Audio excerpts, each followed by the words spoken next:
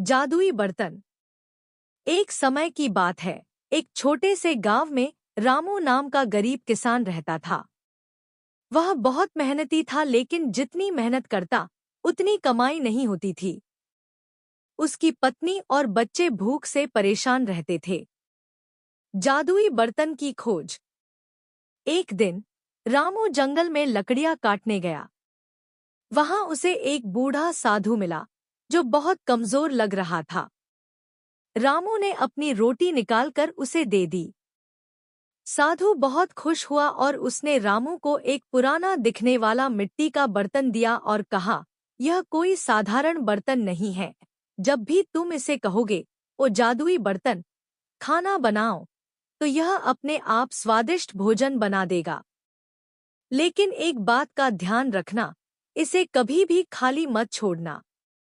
रामू घर लौटा और जैसे ही उसने बर्तन से कहा, ओ जादुई बर्तन, खाना बनाओ, बर्तन में अपने आप स्वादिष्ट भोजन तैयार हो गया।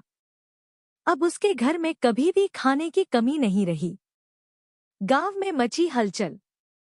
रामू का परिवार खुश था, लेकिन गांव वालों को जब इस बर्तन के बारे में पता चला तो सबको आश्चर्य हुआ। रामू बहुत दयालु था, इसलिए वह गांव के गरीब लोगों को भी इस जादुई बर्तन से खाना खिलाने लगा। लेकिन गांव का लालची सरपंच यह देखकर जलने लगा। उसने रात में चोरी से रामू के घर से जादुई बर्तन चुरा लिया और अपने घर ले गया। उसे लगा कि अब वह हमेशा स्वादिष्ट भोजन खा सकेगा। लालच का अंजाम। सरपंच ने बर्तन से कहा, ओ जादुई बर्तन, खाना बनाओ, और बर्तन ने तुरंत स्वादिष्ट भोजन बनाना शुरू कर दिया। लेकिन सरपंच ने साधु की चेतावनी को नजरअंदाज कर दिया और जब उसका पेट भर गया तो उसने बर्तन को खाली छोड़ दिया। अचानक बर्तन ने खुद ही और खाना बनाना शुरू कर दिया। खाना उसके घर में फैलने लगा।